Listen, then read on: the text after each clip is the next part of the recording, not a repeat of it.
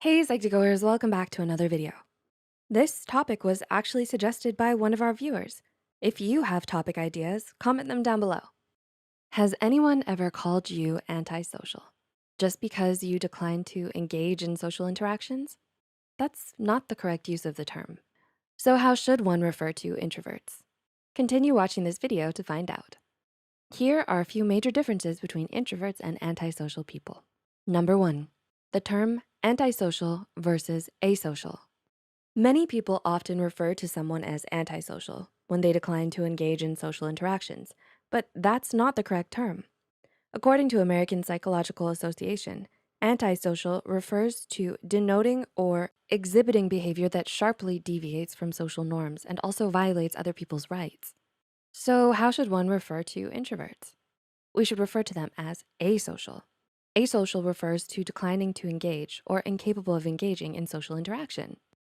Number two, how they act in a social setting. A common misconception that we have is that introverts are people who like to be alone. But the truth is, introverts don't really mind company. Introverts tend to have one or two close friends instead of a large social circle and get drained by too much social interaction. What separates introverts from extroverts is that after a long weekend of socializing, an introvert needs time to recharge on their own. An antisocial person may attend a party too and can be witty, charming, and fun to be around. However, they may have little or no regard for right or wrong. They're often antagonistic and frequently act insensitively. They may also resort to lying and exploiting others, behaving violently or impulsively, and having problems with drug and alcohol use. Number three, their feelings. A study conducted by the University of North Carolina showed that introverts are more likely to be diagnosed with depression. Why introverts don't report higher levels of happiness is unclear, but it could have a lot to do with how introverts evaluate happiness. Introverts value higher quality friendships and better emotional stability. It can be tough to maintain such a high degree of satisfaction all the time. Individuals with antisocial personality disorder experience negative feelings more often than positive feelings. Recent studies have found that individuals with ASPD are able to feel anger and rage, but are unable to experience fear and dissatisfaction. Number four, introverts and antisocial people have very different personality traits. Introverts need quiet to concentrate. They're reflective and self-aware. They take time making decisions and feel comfortable being alone. They prefer writing over talking and daydream or use their imaginations to work out a problem and retreat into their own mind to rest. Those with antisocial personality disorder may begin to show symptoms in childhood, but the condition can't be diagnosed until adolescence or adulthood.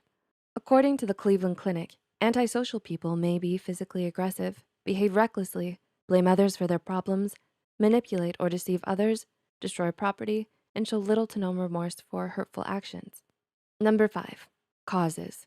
Everyone's personality comprises a unique combination of behaviors that programs how people see, comprehend, and relate to the world around them.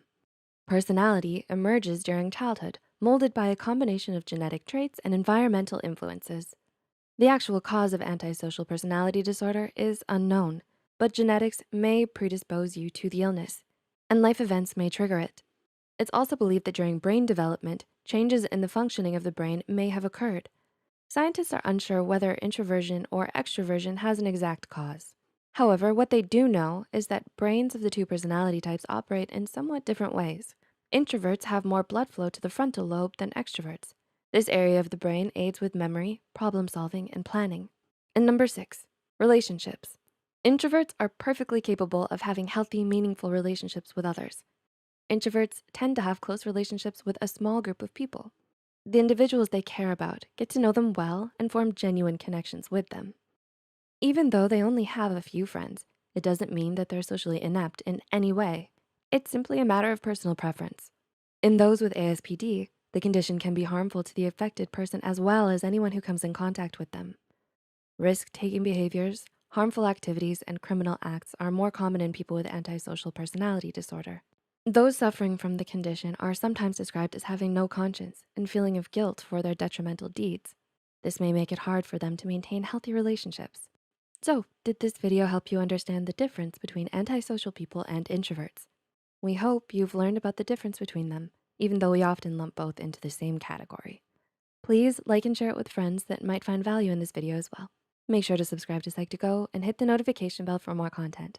All the references used are added in the description box below. Thank you for watching, and we'll see you next time.